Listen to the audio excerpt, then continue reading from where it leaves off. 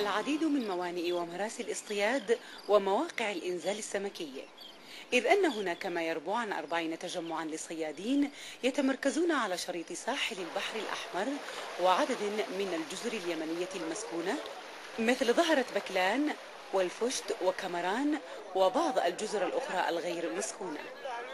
الغالبية العظمى من هؤلاء الصيادين يقومون بنقل إنتاجهم إلى مراكز الحراج في مراسي الحديدة والخوبة والخوخة وميدي بالصليف وغيرها، حيث توجد المضاربة والمنافسة في المزاد.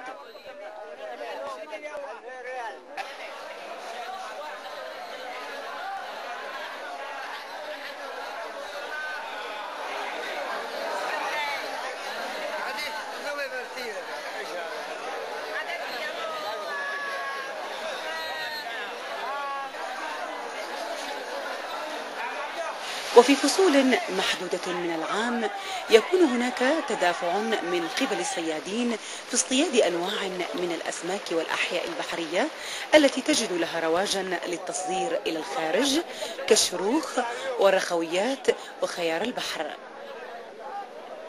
يقوم الصيادون بالغوص في الأعماق القريبة وسط الشعاب المرجانية، ويتم تجفيف الكميات المصطادة، ومن ثم يأتي من يشتري ما اصطادوه، وغالبا ما يتم تصريف إنتاجهم عبر تجار، وتتم عملية البيع والشراء في عرض البحر.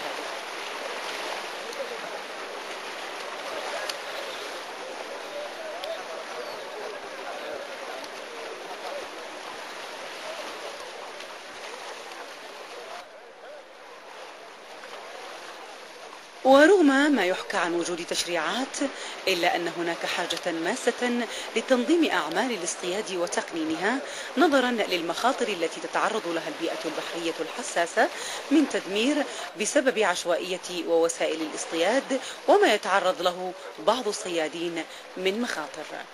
زد على ذلك التسويق العشوائي الذي يلحق الضرر بهؤلاء الصيادين وبالاقتصاد الوطني نتيجة الاستنزاف الجائر وأساليب الصيد المحظورة عالميا.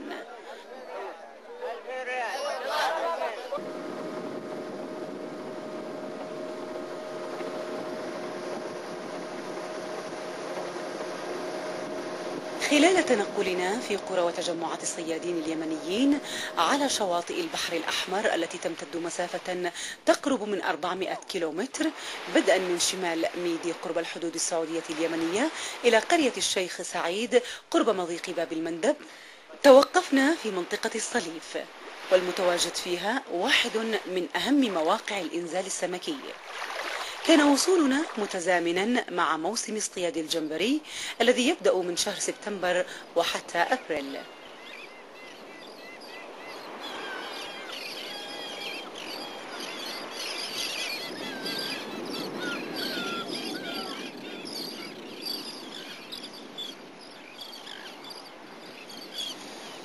هنا عند مراسي القوارب وقبل الإشراقات الأولى استمتعنا بمشاهدة كل ما حولنا، بدا المشهد رائعا وهادئا، ومع أول بزوغ للشمس تغير المشهد، وبدأت قوارب وسفن الصيد الصغيرة تصل تباعا، إلا أنها لم تتمكن من الرسوب مباشرة على الرصيف في هذه الساعة، حيث أن حركة المد البحري لم تكتمل، ولذا بقت هناك بانتظار عربات النقل التي تجرها الحمير لإنزال حمولتها. لا وقت للانتظار، نحن الآن في ذروة الموسم، كل جاء يبحث عن ضالته من مختلف صنوف الأسماك والأحياء المائية وتحديد الجمبري والبانكيز وغيرها. القليل منها يتم تسويقها محليا، والكثير تسوق مباشرة إلى دول الجوار عبر الثلاجات والشاحنات.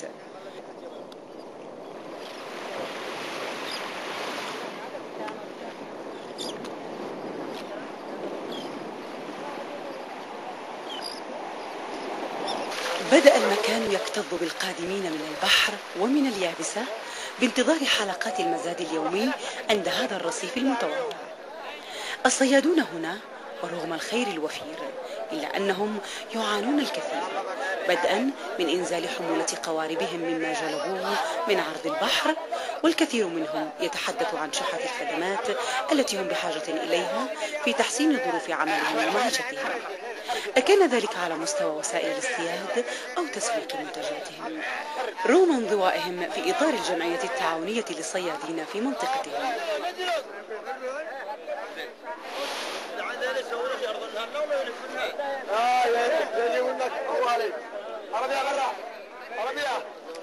والحق يقال أن هناك ضعفا في أداء الجمعية التعاونية للصيادين على امتداد شواطئ البحر الأحمر، وبعضها لا يوجد لها نشاط يذكر، بل أن الكثير منها وبحسب إفادة الصيادين تخضع لهيمنة شخصيات اجتماعية من أبناء نفس المناطق، مما يؤثر سلبا على استقرارهم ومستوى إنتاجهم.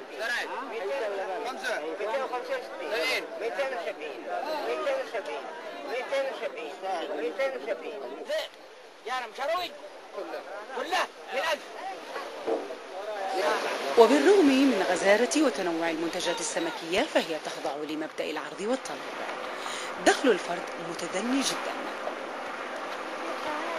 وعندما تسأل عن السبب يحدثك البعض من هؤلاء الصيادين عن غياب الخدمات الاجتماعية التي يجب أن تتبناها جمعياتهم لتغدو شبيهة كما قالوا بمثيلاتها من الجمعيات السمكية في شواطئ أخرى كحضرموت والمهرة وغيرها، وأنه قد آن الأوان لترجمة الوعود التي وعدوا بها من قبل وزارة الثروة السمكية على طريق التغيير نحو الأفضل في أداء هذه الجمعيات.